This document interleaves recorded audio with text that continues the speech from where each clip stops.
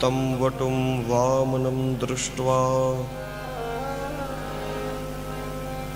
मोदमाना महर्षयः कर्माणि कारयामासुः पुरस्कृत्य प्रजापतिम्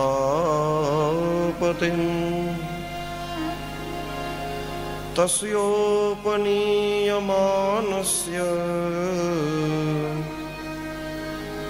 सावित्रीं सविता ब्रवीत् बृहस्पतिर्ब्रह्मसूत्रम् मेखलां कश्यपो ददात्। बोलिए श्री सुखदेव जी महाराज की जय।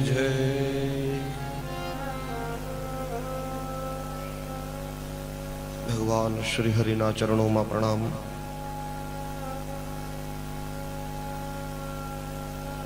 गिरनारी महाराज ना पावन चरणों में वंदन।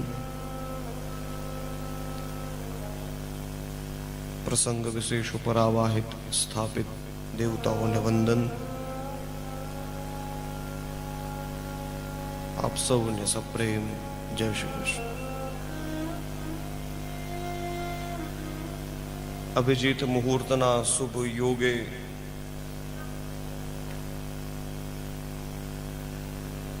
भगवान नारायण स्वयं वामन बनी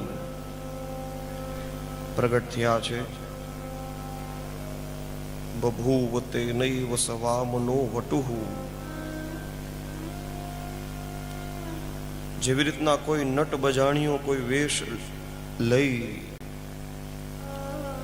અને નાટક કરવા માટે તૈયાર થતો હોય એવી રીતના ભગવાન દિવ્ય ગતિ લઈ નાનકડા વામનનું રૂપ લઈ પ્રગટ થયા છે। મોટા મોટા મહર્ષિઓ ભગવાનના એ સ્વરૂપને જોઈને અત્યંત આનંદિત થયા છે। બ્રહ્માજીને આગળ કરી અને જે કોઈ પણ વિધિઓ કરવાની હતી એ કરે છે। ભગવાનને જનોઈ પહેરાવવામાં આવી છે। સાક્ષાત સૂર્ય ભગવાને ગાયત્રી મંત્રની દીક્ષા આપી। દેવગુરુ બૃહસ્પતિએ બ્રહ્મસૂત્ર પહેરાવ્યું છે। પિતા કશ્યપે મેખલા ધારણ કરાવડાવી છે। પૃથ્વીએ કૃષ્ણ મૃગચર્મ ધારણ કરાવડાવ્યું છે। ચંદ્રમાએ દંડ હાથમાં આપ્યો છે। માં અદિતિએ કૌપિન ધારણ કરાવડાવ્યું છે। આકાશે ભગવાનને છત્ર આપ્યું છે। બ્રહ્માજીએ કમંડલું સમર્પિત કર્યું છે। સપ્તર્ષિઓએ કુશા હાથમાં ધારણ કરાવડાવી। માં સરસ્વતીએ અક્ષમાલા ભગવાનને હાથમાં આપી છે।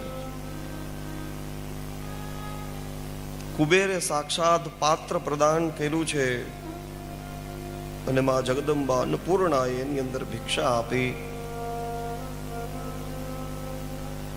પોતાના એ બ્રહ્મ તેજથી બ્રહ્મર્ષિ ગણોની વચ્ચે અત્યંત પૂજિત થયેલા ભગવાન બહુ તેજસ્વી બનેલા એવા રાજા બલિએ અશ્વમેધ યજ્ઞનું અનુષ્ઠાન કર્યું છે।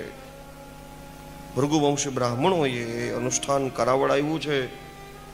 એ સાંભળી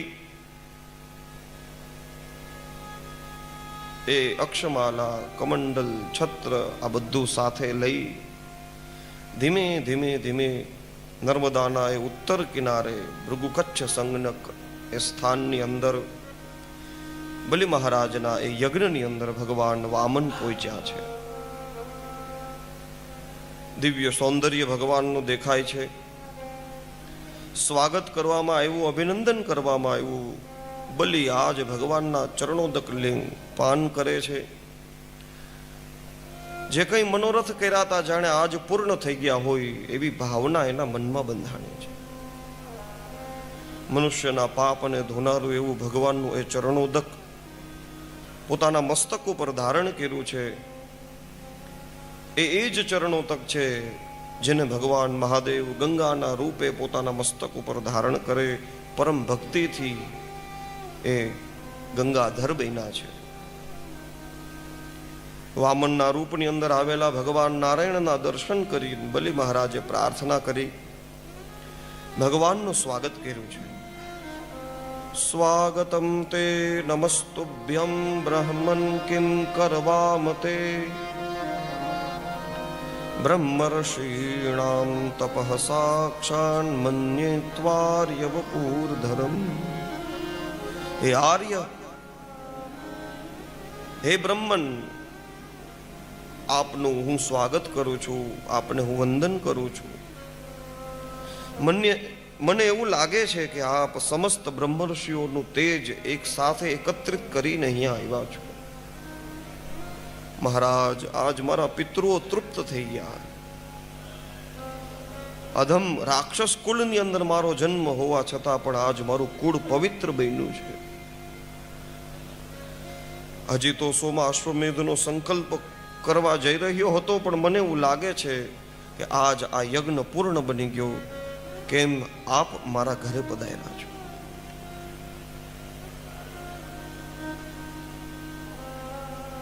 મને એવું લાગે છે કે આજ સુધી જે કંઈ અગ્નિ પૂજા કરી છે એ આજ સુધી કરેલી અગ્નિનું ફલ મને આજ પ્રાપ્ત થયું છે. કારણ કે આપના ચરણોદકથી જ્યારે મેં મારી ઉપર માર્જન કર્યું છે ત્યારે આપના ચરણ કમલને લીધે થઈને આજ આ પૃથ્વી એ પવિત્ર બની છે. પ્રભુ, હે વટુ બ્રાહ્મણ દેવતા, આપને જે કંઈ જોતું હોય મારી પાસેથી માગી લ્યો. હું બ્રાહ્મણોને અત્યારે જે કંઈ પણ એના મનની કામના હશે એ પૂરી કરવાનો સંકલ્પ કરું છું. પૃથ્વી જોઈએ છે, સુવર્ણ જોઈએ છે, કે પછી લગ્ન માટે થઈને કોઈ વિપ્ર કન્યાની સાથે આપના વિવાહ કરાવી દઉં? મહારાજ, આપ માગો તો હું સમૃદ્ધિથી સંપન્ન એવા ગામ આખે આપી દઉં. ઘોડાઓ આપું, હાથીઓ આપું, રથો આપું. મહારાજ, આપ સૌથી શ્રેષ્ઠ પૂજનીય છો. આપ જે માગશો એ હું આપને આપવા તૈયાર છું. આ પ્રમાણે બલિ મહારાજ મધુર વાણીથી ભગવાન વામનનું સ્વાગત કરે છે. સુખદેવજી મહારાજ કહે છે કે વિરોચનના આ દીકરા બલિનું વાક્ય ધર્મયુક્ત છે અને ખરેખર એ સત્ય બોલ્યો છે. એ સાંભળી ભગવાન અતિ પ્રસન્ન થયા છે. બલિને એ વાણીની પ્રશંસા કરતા કરતા ભગવાન કહે છે, હે જનદેવ, હે રાજા, તમે જે બોલ્યા છો એ ખરેખર સત્ય છે. તમારા કુળની અંદર આવી જ રીતના ધર્મયુક્ત વચન એ યશસ્કર આપને યશ પ્રદાન કરનારું છે. કારણ કે આપના દાદા મહારાજ પ્રહલાદ એ તો અતિ શાંત અને પ્રશાંત હતા. મહારાજ, આપના કુળની અંદર અત્યાર સુધી કોઈ તેજ વગરનું કૃપણ પેદા નથી થયું અને કોઈ દિવસ એવું સાંભળ્યું નથી કે આપના કુળની અંદર કોઈએ બ્રાહ્મણે કંઈ માગ્યું હોય ને આપે આપ્યું ન હોય. મહારાજ, આપના કુળની અંદર આપના દાદા એ તો જાણે કે સાક્ષાત આકાશની અંદર ચંદ્રમાં સુશોભિત થતો હોય એમ સુશોભિત થાય છે. એ જ વંશમાં આપના પરદાદા હિરણ્યાક્ષનો જન્મ થયેલો. દિગ્વિજય કરવા સંપૂર્ણ પૃથ્વી ઉપર પરિભ્રમણ કર્યું હતું અને એમ કરતા કરતા દિગ્વિજય કરતા છેક પૃથ્વીને રસાતળ સુધી લઈ ગયેલા એટલું સામર્થ્ય હિરણ્યાક્ષમાં હતું. એવા જ આપણા બીજા પરદાદા હિરણ્યકશિપુ, એને તો જેમ ભગવાન નારાયણ વરાહનું રૂપ લઈને પ્રગટ થયા અને હિરણ્યાક્ષનો ઉદ્ધાર કર્યો એટલે એ વરાહ રૂપ ભગવાન નારાયણને ગોતતા ગોતતા છેક વૈકુંઠ સુધી પહોંચેલા. અને ક્યાં છે વૈકુંઠમાં નારાયણ, જેણે મારા ભાઈનો વધ કર્યો? એમ કરીને જ્યાં એણે વૈકુંઠની અંદર જોર જોર અવાજો કરવા લાગ્યા કે છે એવા સમયે ભગવાન નારાયણ વિચાર કરવા લાગ્યા કે હું જ્યાં જઈશ ત્યાં જેમ મનુષ્યનું મૃત્યુ એની પાછળ પાછળ આવે એમ આ મારી પાછળ પાછળ આવશે. એટલે એવા સમયે ભગવાન નારાયણ તો એ હિરણ્યકવાજ દ્વિજવત્સલ બ્રાહ્મણોને પ્રેમ કરનારા હતા. દેવતાઓએ જ્યારે માંગણી કરી તો એમણે પોતાનું શરીર એમને આપી દીધેલું હતું. મહારાજ, આવા મહાન વંશની અંદર આપનો જન્મ થયો છે, એટલા માટે હું આપની પાસેથી ઈષદ મહીન વૃણે થોડી જમીન માગું છું. આપ તો વરદાન દેનારા છો. મારે તો મારા પગે માપેલી 3 પગ જમીન જોઈએ છે. રાજન, આપ તો બધું દેવાવાળા છો, જગદીશ્વર છો, પણ આપની પાસેથી હું બીજું કંઈ નહીં માગું. કેમ? કીધું વિદ્વાનને જેટલી જરૂરિયાત હોય એટલું જ માગે. જો એનાથી વધારે એની પાસે બની જાય તો એને પાપનું કારણ બને છે. ભગવાન જગતપતિ નારાયણ આ પ્રમાણે વાણી દ્વારા બલિરાજાને આવું સંભળાવે. બલિરાજા હસવા લાગ્યા. બલિરાજાએ કીધું, હે બ્રાહ્મણના દીકરા, તમારી વાણી તો જેમ બહુ મોટા વૃદ્ધ વડીલ બ્રાહ્મણ બોલતા હોય, અનુભવયુક્ત વાણી, એવી રીતના છે. પણ દેખાવે અને તમારી આ માગવાની રીત જોઈને મને એવું લાગ્યું છે કે તમે તો એકદમ નાનકડા બાળક જેવા છો. તમે તમારા સ્વાર્થ માટે જાણે અબુધ છો. તમને ખબર નથી પડતી કે મને પ્રસન્ન કર્યા પછી મારી પાસેથી હું માગી લેવાય. મને વ્યવસ્થિત જો પ્રસન્ન કરવામાં આવે તો કોણ એવો બુદ્ધિશાળી માણસ હશે જે ખાલી 3 પગ ભૂમિ માગે? કોઈ વ્યક્તિ મને પ્રસન્ન કરી દે તો હું એને એટલું દાન આપું છું કે એને જિંદગીમાં બીજી વખત કોઈ બીજાની પાસે હાથ લાંબો કરવો ન પડે. એટલા માટે થઈ તમારે જેટલી વધારે આવશ્યકતા હોય ને આખી જિંદગી તમારી જેમાં નીકળી જાય એવી વૃત્તિ કરી ભૂમિ આપ મારી પાસેથી માગો, હું એ આપને દેવા તૈયાર છું. ભગવાન વામનના રૂપની અંદર જાણે કે એક ઉપદેશ દેતા હોય એ પ્રમાણે બલિરાજાને કહે છે, હે રાજન, આ ત્રિલોકની અંદર જેટલા પણ વિષયો છે ગમે એટલા પ્રિય હોય, પણ જે અજિતેન્દ્રિય હોય એના મનને એ બધા વિષયો ભેગા થાય તો એના મનને પૂરી કરી શકતા નથી. જે વ્યક્તિ 3 પગ જમીનથી અસંતુષ્ટ થાય એને કદાચ આખા જંબુદ્વીપનું જો રાજ્ય સોંપી દેવામાં આવે, અરે જંબુદ્વીપ 9 વર્ષ સપ્તદ્વીપ આ બધું પણ જો એને દઈ દેવામાં આવે તોય એને અસંતોષ જ રહેશે. અજન અર્થૈહિ કામૈહિ ગતા નાંતમ. સંપત્તિ કામ ભોગ કરતા કરતા એ લોકોને કોઈ દિવસ એનો અંત આવ્યો જ નથી. ઈચ્છાઓની કોઈ દિવસ પૂર્તિ થતી નથી.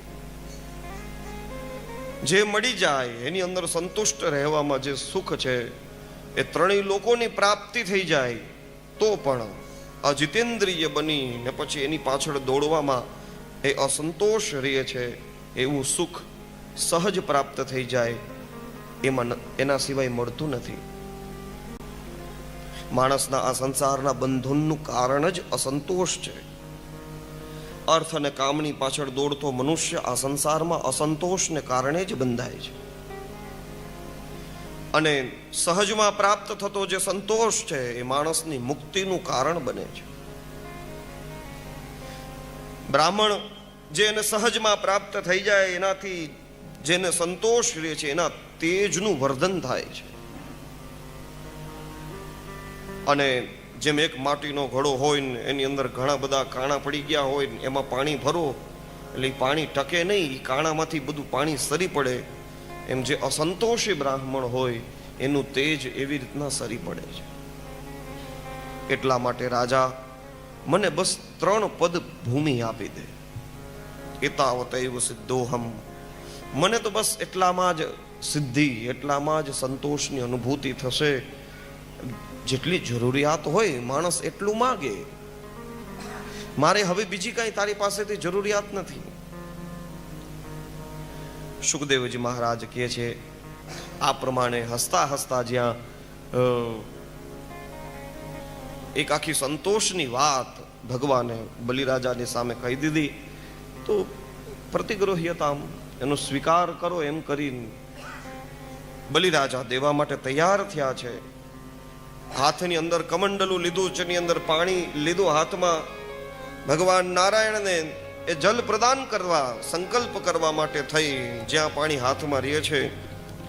તો એવા સમયે શુક્રાચાર્ય જે યજ્ઞના આચાર્ય તરીકે બેઠા હતા એ વિચાર કરે, અત્યાર સુધી જેટલા આવ્યા એને દાન દેવામાં કોઈ દિવસ બલિરાજાએ આટલો સમય લગાડ્યો નથી, આજ કેમ વાર લાગી?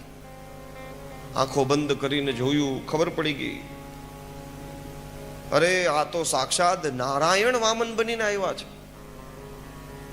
પોતાના સ્થાનથી ઉભા થયા છે, આવ્યા છે શુક્રાચાર્ય. વિરોચનના દીકરા બલિને કહે છે, હે બલિ, આ તો ભગવાન વિષ્ણુ છે. કશ્યપ અને અદિતિથી એનો જન્મ થયો છે, દેવતાઓનું કાર્ય સાધન કરવા માટે થઈને અહીંયા આવ્યા છે.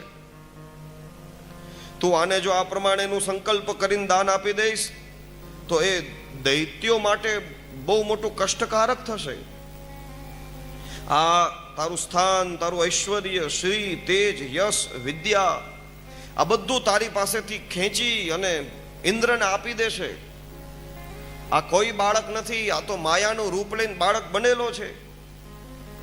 3 પગ ભૂમિની અંદર તો આ એક વિશ્વકાયનું રૂપ લઈને સંપૂર્ણ લોકોને પોતાની અંદર લઈ લેશે. તો દીકરા, પછી તું હે મૂઢ અને બીજું શું આપીશ? એક પગથી પૃથ્વી, બીજા પગથી સ્વર્ગ અને આખા શરીરથી એ આકાશને રોકી લેશે. તો તારતી યસ્ય કુતો ગતિહી, તો ત્રીજું ચરણ તું ક્યાં આપીશ? શુક્રાચાર્યને ખબર હતી કે ત્રીજું ચરણ નહીં દઈ શકે. આપણે શુક્રાચાર્ય સમજાવવાની કોશિશ કરે, પણ શુક્રાચાર્ય પૂરી ભવિષ્યવાણી કરી હતી કે 2 માં તો બધું માગી લેશે, ત્રીજામાં શું કરીશ તું?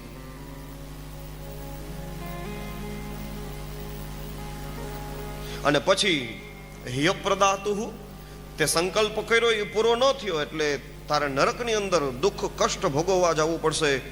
અને એવા દાનની ક્યાંય પ્રશંસા નથી થતી જેનાથી માણસના ઘરનો રોટલો વયો જાય. દાન, યજ્ઞ, તપ આ બધા પૈસો સંપત્તિ હોય તો કરવાના છે, પણ આ તમારા મારા માટે ન લાગુ પડે. આ શુક્રાચાર્યની નીતિ છે. વાત સાચી છે પણ સમય ખોટો છે. આજ માગવા વાળો જગતપતિ આવ્યો છે અને એના સામે બલિ મહારાજને આ પ્રમાણેની સૂચનાઓ દેવી. એક રીતે જોઈએ તો શુક્રાચાર્ય પણ ભગવાનથી જ પ્રગટ થયેલા. કવિના મુશના કવિ, ભગવાનને વિભૂતિમાં બતાવ્યું છે કે કવિઓમાં હું ઉષ્ણા એટલે શુક્ર છું. તો એ જ ભગવાન જાણે કે અત્યારે પરીક્ષા કરે છે શુક્રાચાર્યના રૂપમાં, કે ખબર પડી જાય કે આ વામન નહીં વિરાટ છે, તોય બલિ પોતાનો સંકલ્પ છોડી દે છે કે દે છે, આવી ઈચ્છા. અને એટલા માટે રોકવાની કોશિશ કરી. ધર્મ માટે, યશ માટે, આગળની સંપત્તિ કમાવા માટે, કામ ભોગ માટે થઈ, સ્વજનો માટે થઈ, આ 5 ભાગની અંદર વિત્ત વિભાજન કરવું પડે. એને અહીંયા અને પરત્ર 2 જગ્યાએ સુખની લાભની પ્રાપ્તિ થાય. એટલા માટે તું સંકલ્પ તારો પાછો લઈ લે.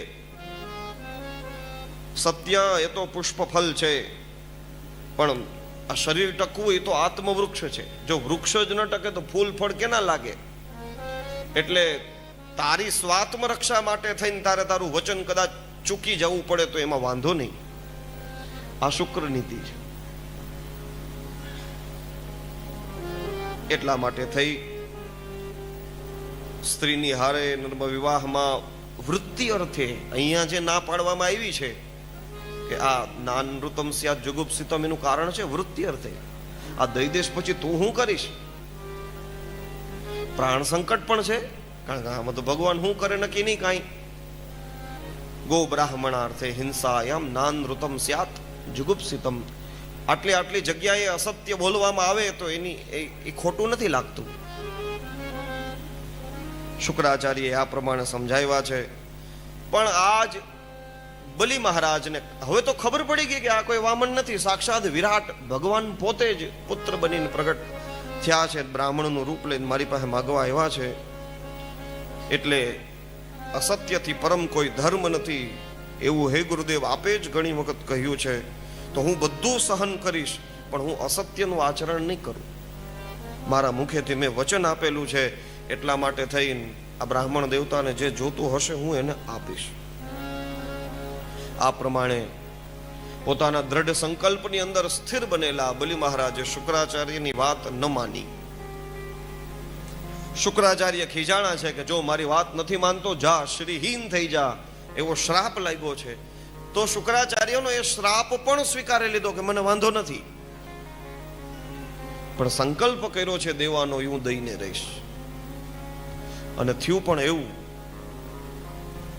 જ્યાં બલિ મહારાજની સામે વિંધ્યાવલી અને બલિ બે એકબીજાના હાથ અડાડીને હાથમાં જલ લે, ભગવાન વામન સંકલ્પ કરાવે, 3 પગ ભૂમિનો જ્યાં સંકલ્પ થયો છે, તદ્વામનમ રૂપમ અવર્ધતાદભુતમ હરેરનંતસ્ય ગુણત્રયાત્મકમ ભુખમ દિશો દ્યૌર્વિવરાહ પયોદયસ્થિર્યં નૃદેવા ઋષયો યદા સત.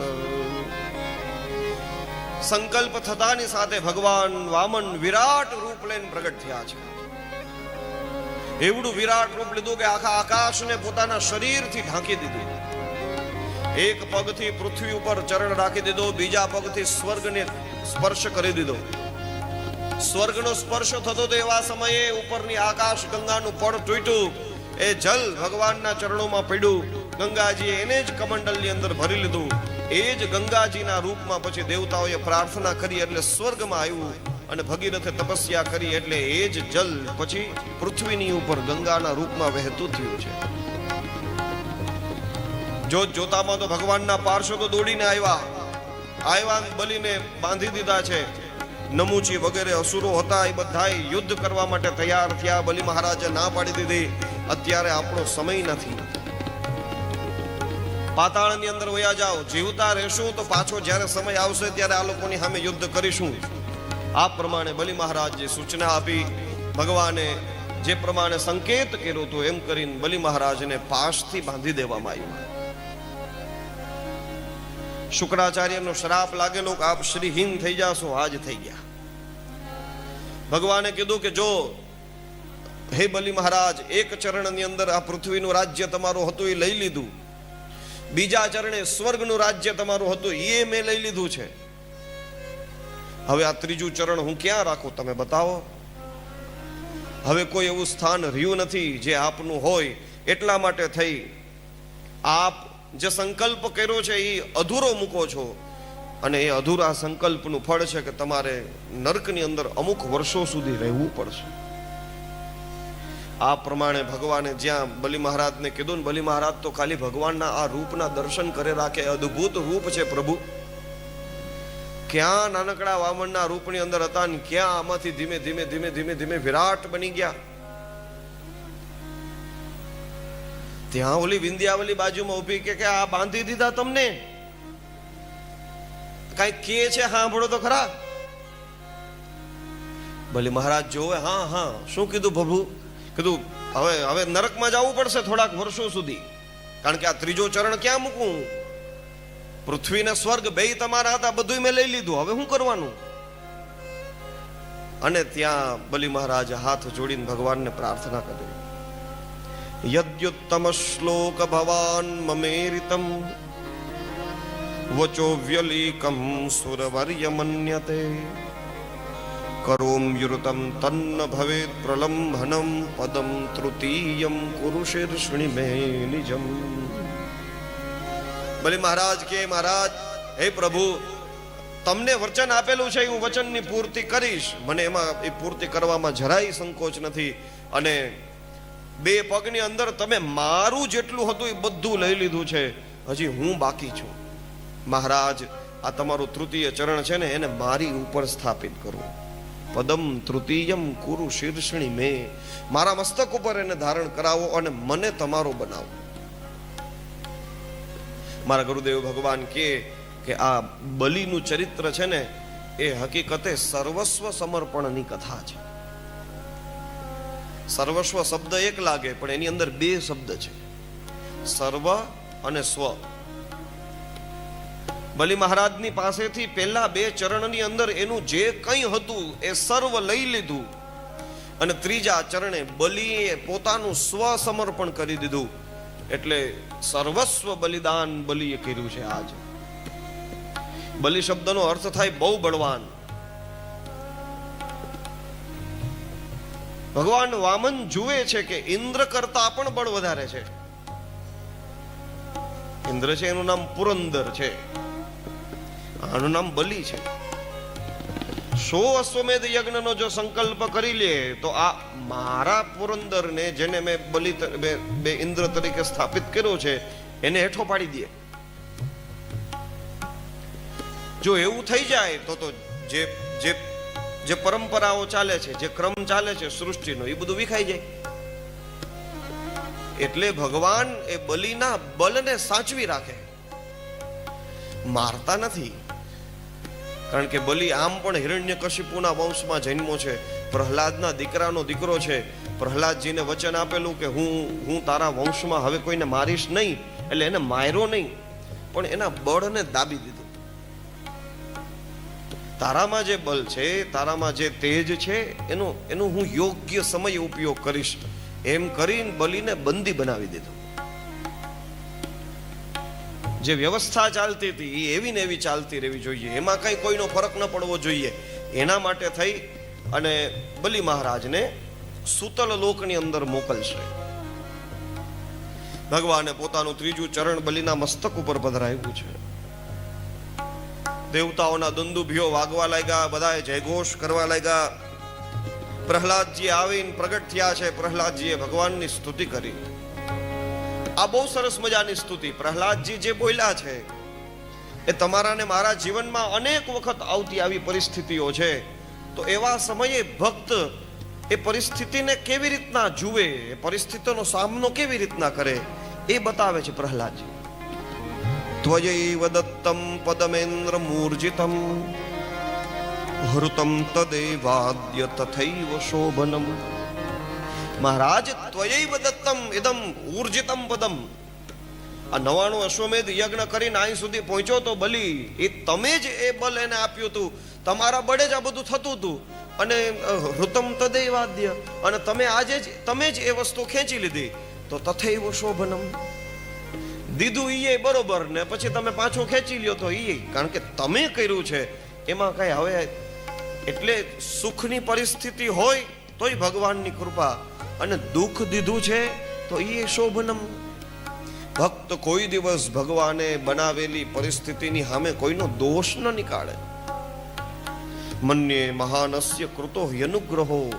પ્રભુ આપે તો આની ઉપર બહુ મોટી કૃપા કરી છે કે એને જે એની આત્મમોહનાત શ્રીય, જે એને મોહમાં નાખી દે, એને પછી એના માટે થઈને જન્મ મરણના ચક્કરમાં પડવું પડે, એવી શ્રીથી તમે એને ભ્રંશ કરી દીધો.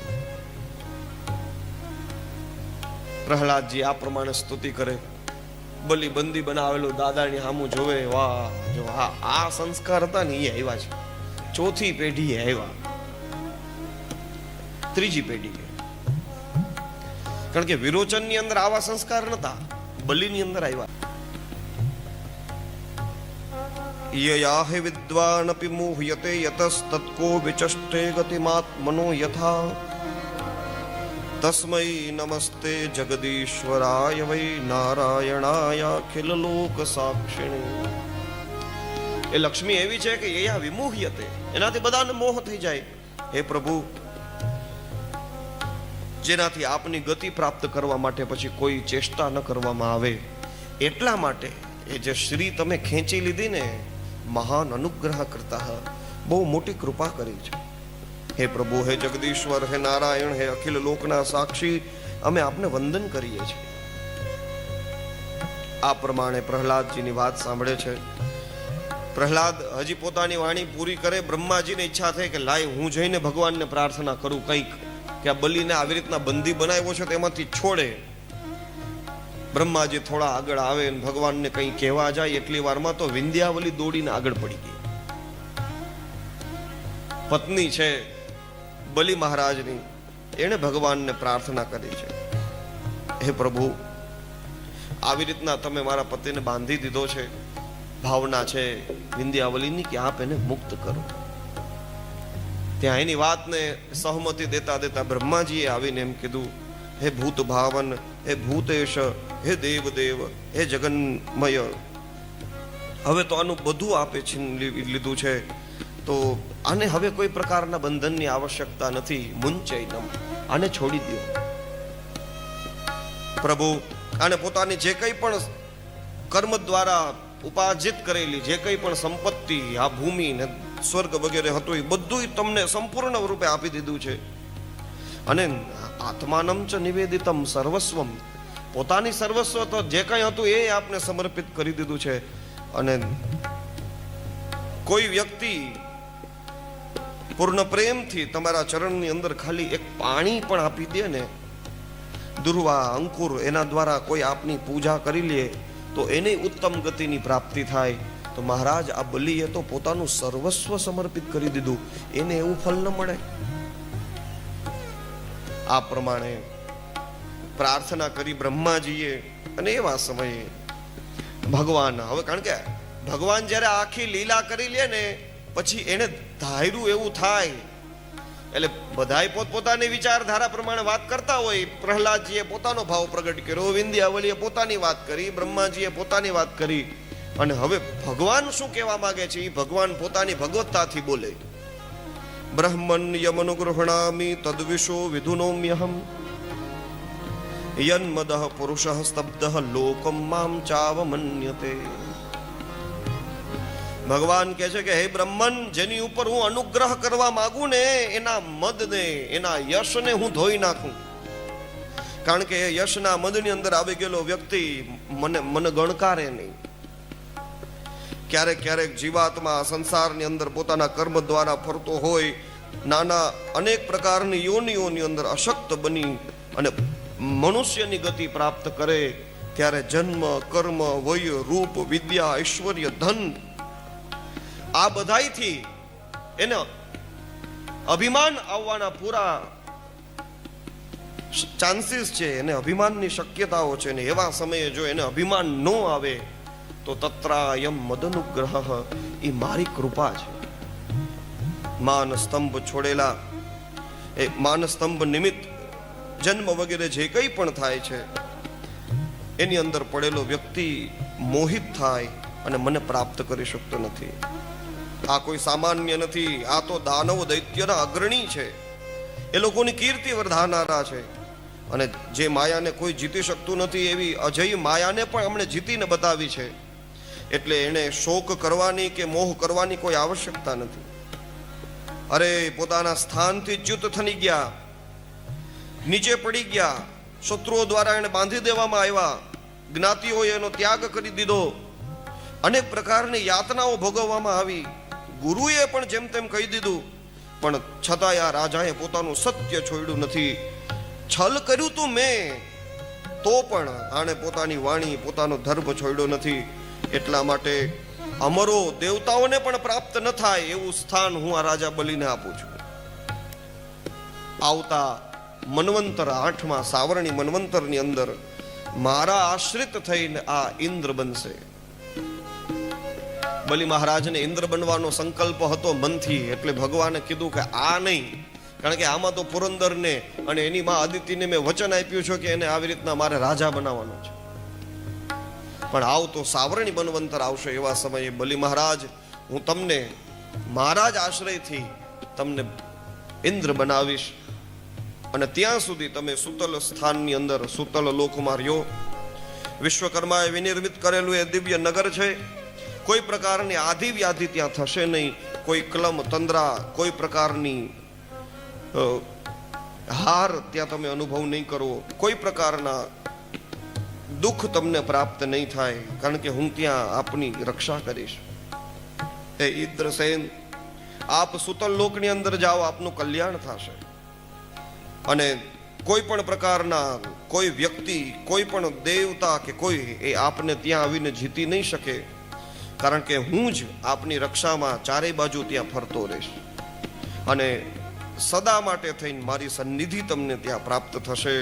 હે રાજા બલિ, તમે મારા દર્શન કરતા રહેશો. અને દાનવ દૈત્યોની હારે તમે આ આસુર ભાવનો ત્યાગ કરી અને મારા ભાવનું સ્મરણ કરતા કરતા, ભજન કરતા કરતા તમે કોઈ પણ પ્રકારની કુંઠા બુદ્ધિથી એને છોડી અને મારું સ્મરણ કરતા રહેશો. ભગવાને આ પ્રમાણે બલિ મહારાજને ઉપદેશ આપ્યો, મોકલ્યા છે સૂતલ લોકની અંદર. ફરીથી પ્રહલાદજી હાથ જોડી બલિ મહારાજ જ્યારે આભાર વ્યક્ત કરતા હોય એ પ્રમાણે કહે છે, અહો પ્રણામાય કૃતઃ સમુદ્યમઃ પ્રપન્ન ભક્તાર્થ વિધૌ સમાહિતઃ યલ્લોકપાલૈસ્ત્વદનુગ્રહો મરૈરલબ્ધ પૂર્વોપસદે સુરેર્પિતઃ. પ્રભુ, આપે જે મારી ઉપર અનુગ્રહ કર્યો છે એ આજ સુધી હજી કોઈને પ્રાપ્ત થયો નથી. આ પ્રમાણે ભગવાનને પ્રણામ કરી, બ્રહ્માજીને, શિવજીને સૌને વંદન કરી અને સૂતલ લોકની અંદર બલિ ત્યાં ગયો છે પોતાના પરિવારની સાથે. પ્રહલાદજી પણ આવીને પછી ભગવાનની સ્તુતિ પાછી કરે. બ્રહ્મા વગેરે દેવતાઓને પણ આ પ્રસાદ, લક્ષ્મીને, શિવને, કોઈને આ પ્રસાદની પ્રાપ્તિ નથી થઈ કે જેના દુર્ગના દુર્ગપાલ બનીને હે પ્રભુ તમે સ્વયં ઉભા રહેશો. ભગવાન પ્રહલાદજી ઉપર પ્રસન્ન થયા છે. પ્રહલાદજીને પણ કીધું કે હવે તમારી આ રાજ્ય કરવાની જે પૃથ્વી ઉપરની ઓલી હતી એ અવધિ પૂરી થઈ છે, તમે સૂતલ લોકમાં ત્યાં બલિ મહારાજની સાથે વિરાજમાન થાવ, ત્યાં નિત્ય તમને મારું દર્શન થશે. આ પ્રમાણે આદેશ આપ્યો છે. શુક્રાચાર્ય ભગવાને આદેશ આપ્યો કે હે ગુરુદેવ, હવે યજ્ઞ જે અધૂરો રહ્યો છે એ યજ્ઞ પૂર્ણ કરો. કારણ કે સોમો અશ્વમેધ યજ્ઞ કરવો હતો, પણ જે યજમાનનો સંકલ્પ હતો એ યજમાનને મોકલી દીધો ભગવાને. એટલે બલિ મહારાજ તો સૂતલ લોકની અંદર વયા ગયા, પણ ભગવાન યજ્ઞ કોઈ દિવસ બંધ ન કરાવે. એટલે યજ્ઞ માટે થઈને શુક્રાચાર્યને કીધું કે હે શુક્રાચાર્ય, આપે જે યજ્ઞનું અનુષ્ઠાન લઈને બેઠા છો એ યજ્ઞ પૂર્ણ કરો. અને શુક્રાચાર્યની અદ્ભુત વાણી, શુક્રાચાર્યના આ શબ્દો તમને અને મને ખૂબ જ કામના છે. શુક્રાચાર્ય ભગવાન કહે છે કે કુતસ્તદ કર્મ વૈષવ્યમ, એ કર્મની અંદર વિષમતા કેવી રીતના આવે, એ કર્મ અધૂરું કેમ રહીએ, જેના કર્મેશ્વર, જેના અધીશ્વર દેવતા સાક્ષાત તમે હો. મહારાજ યજ્ઞેશ, યજ્ઞ પુરુષ, સર્વભાવથી આજ તો પ્રત્યક્ષ પૂજિત થયેલા છો. હાલો તો મૂર્તિ બનાવીને મંદિર યજ્ઞમાં પૂજા થતી હોય ભગવાનની. અહીંયા લક્ષ્મીનારાયણ ભગવાનની પૂજા કરો છો દરરોજ, તો એ તો મૂર્તિ રૂપે છે. પણ વામન રૂપની અંદર આવેલા ભગવાનની બલિ મહારાજે તો સાક્ષાત પૂજા કરેલી છે. મહારાજ, તમારી સાક્ષાત પૂજા થઈ ગયા પછી યજ્ઞ અધૂરો કેમ રહીએ? પણ છતાં મંત્રતઃ તંત્રતઃ છિદ્રમ દેશ કાલાર્હ વસ્તુતઃ.